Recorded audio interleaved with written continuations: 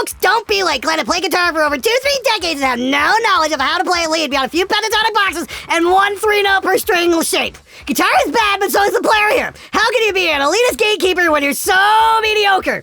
Wow there, Dirty Oliver. I'd like to address a couple of points in your comment. You may be correct in your observation that I am certainly not a great guitar player. You've analyzed my playing to a T. Congratulations, you got me. Especially the part about being an elitist gatekeeper. Okay, Oliver, let me introduce you to something. This is called a dictionary. Please use it because clearly you don't comprehend the words you are using. Elitist gatekeeper would mean that I am looking for super expensive gear to keep other people away, which is nothing further from the truth. Case in point, this $219 Harley Benton Goto double cut. This guitar is utterly phenomenal. I've recommended it numerous times on the show as a great budget option for anyone. This would be a great guitar to bring on stage because if you break it or it gets stolen or something like that, no big loss. But it plays great and it stays in tune great. Unlike the aforementioned Sterling Petrucci model, which was a rampaging pile of elephant shit. That guitar, the strings would not stay on the fretboard and the trem locked in the most inopportune places, knocking the guitar out of tune.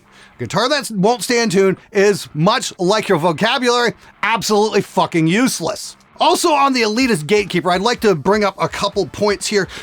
First and foremost, the one video I put out not too long ago, the $256 tube amp, which will rival a Marshall Plexi. Oliver, open your eyes, man. 478,000 people watched that video. I showed people how to get a plexi tone without breaking the bank. Clearly that is elite gatekeeping because how dare I tell everybody how to get the same sound out of a cheap amp that you would get out of normal amp that you would spend thousands of dollars on. And for an encore, I even did one about how to get the same sound as a Soldano for under $200. Oliver, please do yourself a favor. Don't take drugs before commenting on the internet. Thank you very much. I wish you well. It's very much a hive mind kind of Borg thing going on at this point. Like, wow, look at how awesome I can play. Good morning, everybody. How are you? Just kind of trying to get back into this whole shooting thing. Just a quick update there. I just want to thank Dirty Oliver for kicking off this show. Thank you. There's a reason why I've been doing the show SMG Viewers Comments for over 10 years, and it isn't slowing down anytime soon, and it's commenters like Oliver who just make the show that much more entertaining. Thanks so much for ranting, man. I look forward to more of your comments.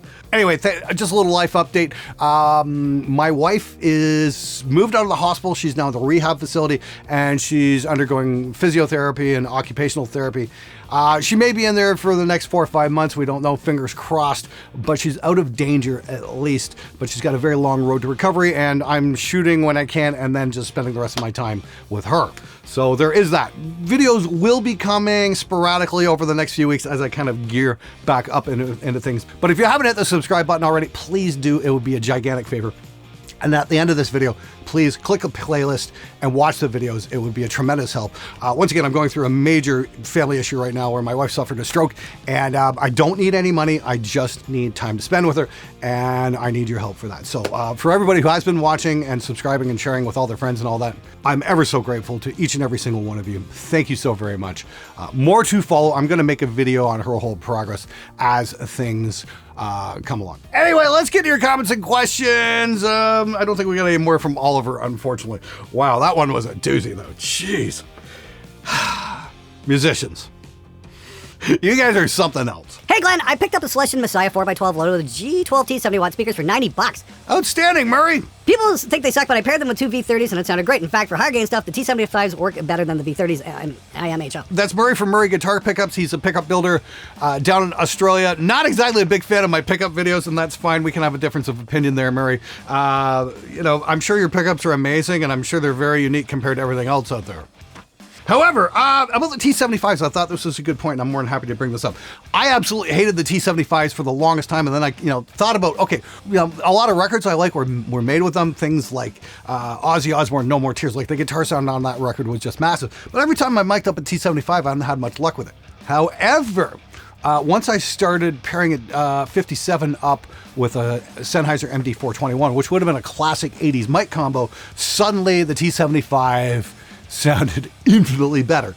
So there is that. If you want to get some T75s, they're great. They're an amazing alternative to the Celestion Vintage 30.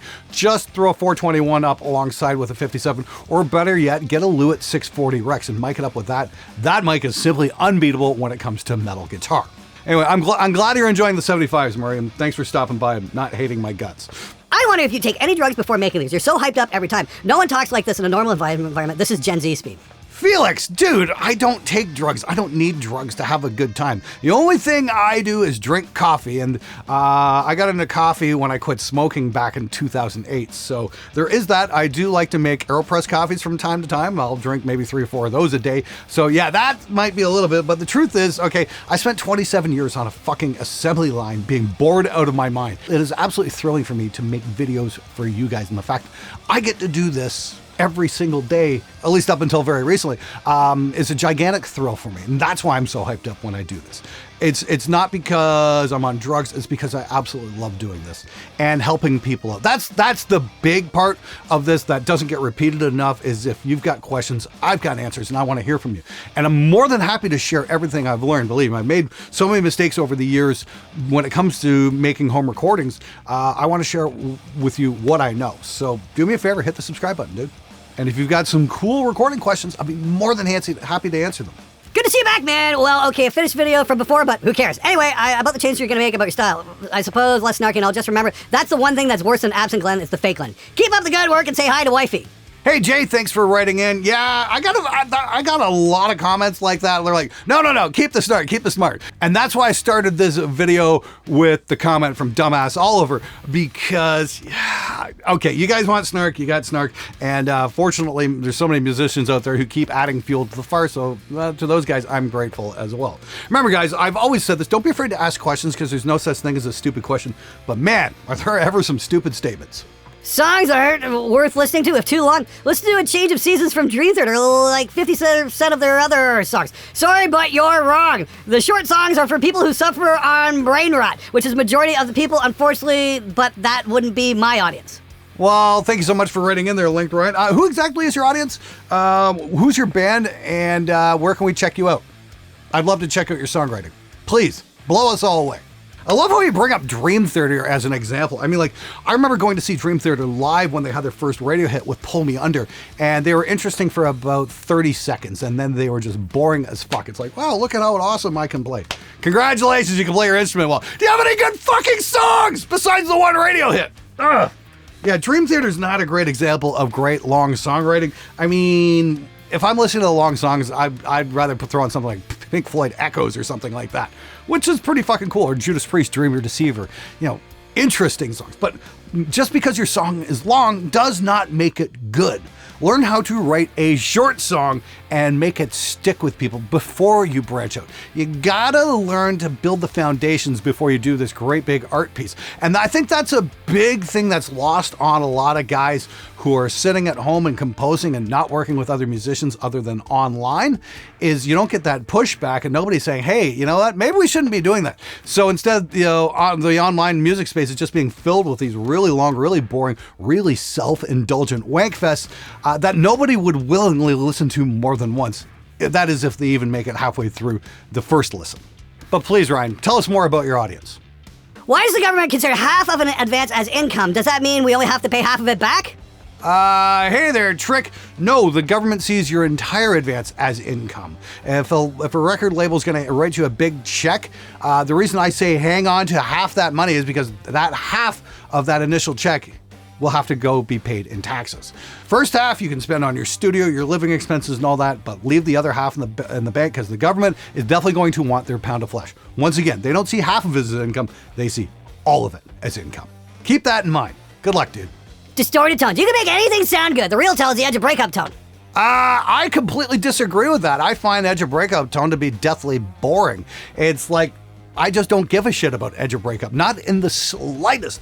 I don't want Eric Clapton. I don't want Jimmy Page. I don't want Stevie Ray Vaughan. Sorry, no thank you. If that's your thing, that's absolutely fine. I want to know how to make Carcass tone. I want to know how to get In Flames tone.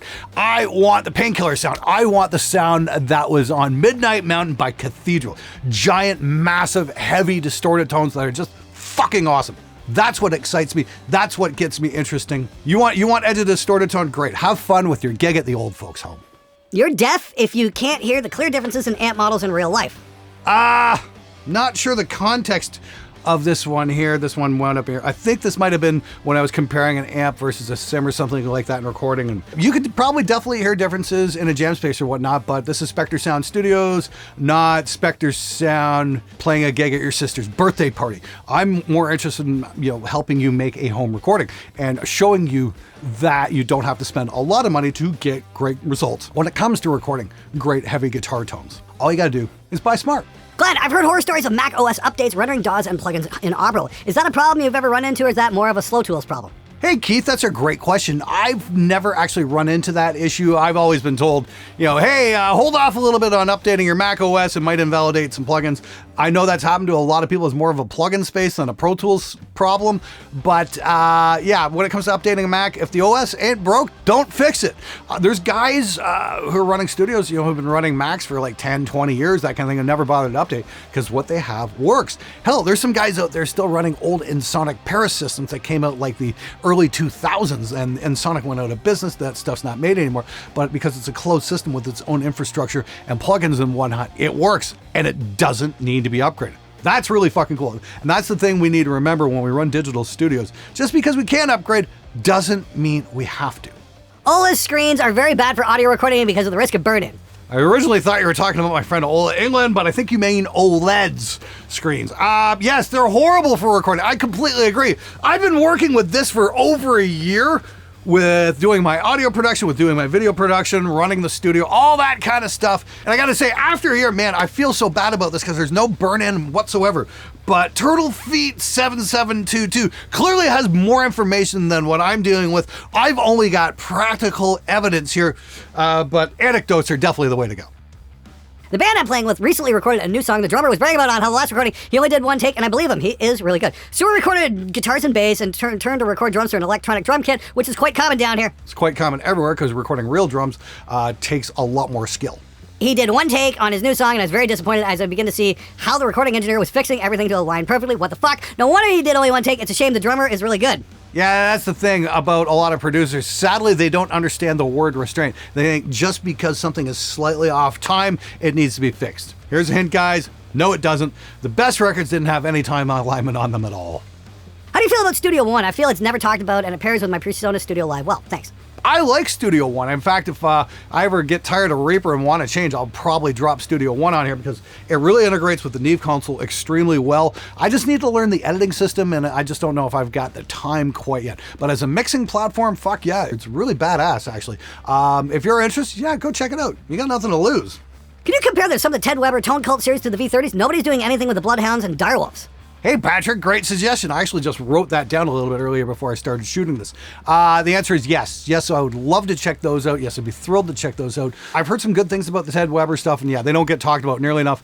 And as I dive deeper and deeper and deeper into mixing with the console and getting some, cool old outboard and stuff like that, yeah, I want to get away from the Vintage 30 thing as much as possible because there's enough fucking periphery wannabes out there, and I'd be more than happy with doing something new. As I've said this morning when I was recording another video, tried and true is fine, but you're never going to stand apart from the crowd if you're just walking the same path as everyone else. Glenn, is Facebook and Twitter X still relevant and or needed for bands these days with Instagram, TikTok, and YouTube? I've been off Facebook and X since 2016. Good for you, dude. And aside from the massive dip in my blood pressure, I don't think I've suffered in finding new music and bands than when I was on those social media platforms. And I've always found Facebook to be the most generic interface for showcasing your music. Do you think those two platforms still provide a benefit for modern musicians? Hey, Alan Dean. Thanks so much for writing in. Alan's a regular on the my Monday Mix Reviews show. Hopefully we're going to start bringing that back at some point. I really want to do it. It's like I said, it's just, I just got to be in the right headspace to do it and make sure you guys get what you came for. That's for sure. I want to make sure it's a show worth watching. So stay tuned for that. I'll hopefully have an update on that in a little bit. But as for your particular question, I try and avoid Facebook as much as possible because Facebook does not like independent thought. It's very much a hive mind kind of Borg thing going on at this point. And if you express an opinion that's counter to the accepted dogma, look the fuck out. That's just the way it is. Fortunately, YouTube's still a great platform. I never really got into Twitter at all, and I guess it's just gone downhill since that rich asshole took it over. So what's the point? I hear Blue Sky's kind of gaining some steam though, so maybe that'd be worth checking out. But yeah, TikTok. Who knows how much longer TikTok's going to be around for. That's the other thing. But fortunately, yeah, we've got YouTube, and that's great for finding all kinds of stuff. You guys want to, speaking of finding something cool, here's a good one. Go look up the band Fanny. Fanny. They're a 70s all-girl group, and they've got one of the most ripping covers of the Beatles' Hey Bulldog I have ever seen. If you want to go check out something cool, these girls can really fucking play. It's a couple of sisters. The one girl just rips on guitar, but they're absolutely nailing their vocal harmonies and stuff, and it's live off the floor. No autotune, no pitch correction, no fucking timeline, no bullshit. Just people who can play great music. I think we need more of that. Go check them out. Well, this is why every time I record a guitar, be it my own or a bandmate's, I always record DI. That way, if they don't like their tone, they can change it however they want. And then after they leave, I can change it behind their backs. Exactly. That's one of the great record finishing strategies I've definitely come across in the studio, is always have a backup plan for when the musician leaves, because you can change things when they're not there and you can play it to them. And if they go, wow, that sounds great, you nailed it. The great thing is you don't have to bruise their ego in the process. I've done records, for 20 years. I've still never told some of the bass players that they never actually played on their record. We brought in a session guy where they weren't around, but they're proud of their performances. Remember, ultimately your job is to make the band sound the best they can be. Sometimes that means bringing in a better player and not telling them. Remember, the overall idea is to get their records to sell, not stroke their egos. God bless all the loudmouth assholes out there who know exactly who they are and what their place is in the universe and don't give one wet shit about what anyone else thinks. Glenn is a blowhard with a heart of gold, and I wish his wife a full and speedy recovery. Oh, thank you very much, dude. I appreciate that. He's going to shout his wife back to health. No, seriously, hospitals are pretty adamant about not screaming incessantly about speakers. How does he manage to get around these policies? Okay. That's actually a quote from the Reddit Guitar Circle Jerk forum. I just want to give a great big shout out to everybody on Guitar Circle Jerk who's been supporting this channel. I'm really fucking grateful, guys. I truly am. Thank you so very much. I appreciate all the support. You guys fucking rule. I thought you guys hated me. Turns out I was wrong. And I'm ever so grateful to every single one of you. I don't shout in the hospital, but there's definitely some people on my wife's floor who are shouting. But it's like, they're learning how to communicate again. So you got to cut them some slack, that's for sure. But no, I don't shout. I try to keep it as quiet as possible. I just go in every day to support my wife and keep her company and make sure she's not losing her mind as I watch her on this amazing recovery journey that she's on right now. And honestly, she's just blowing me away by how fast and how far she's coming. I'm hoping to get her home in a few months. Fingers crossed. It might be a while. We'll see. But thanks again for all your support, guys. I really do appreciate it. I don't think viewers' comments is going to be quite a weekly thing yet, but I am going to drop one in here and there when I think there's some cool comments that I can make a video about. Eventually, I'll probably bring it back up to a weekly series, but honestly, I don't mind having a little bit of breathing space to be able to concentrate on really cool things like tutorials or, hey, try this or try avoiding this. Those videos are a lot of fun to do as well as some product reviews, good and bad. The viewers' comments thing is great, but it does kind of seem like a lot of work at sometimes. So that might wind up being a bi-weekly thing. I'm not sure at this point. But I'll keep you guys posted as I progress. So in the meantime, do me a favor, click on a playlist, watch the show, let it roll, and make some recommendations and hit the subscribe button because it would be a gigantic help to me. Once again, I don't need any money from you guys. All I need you to do is just watch the show. We've got Canadian healthcare. I just need time. So anyway, thanks again for watching. Thanks for all your support. You guys stay safe out there. And above all, if you walk away from anything with this video, remember this. If you've got somebody in your life that you care about, give them a hug today. Thank you. Dirty all over, more like dumbass all over. Okay. Hi, everybody. That is not elitist, but clear. Let's do that. What is squeaking back here? Oh, dumbass all over. Okay.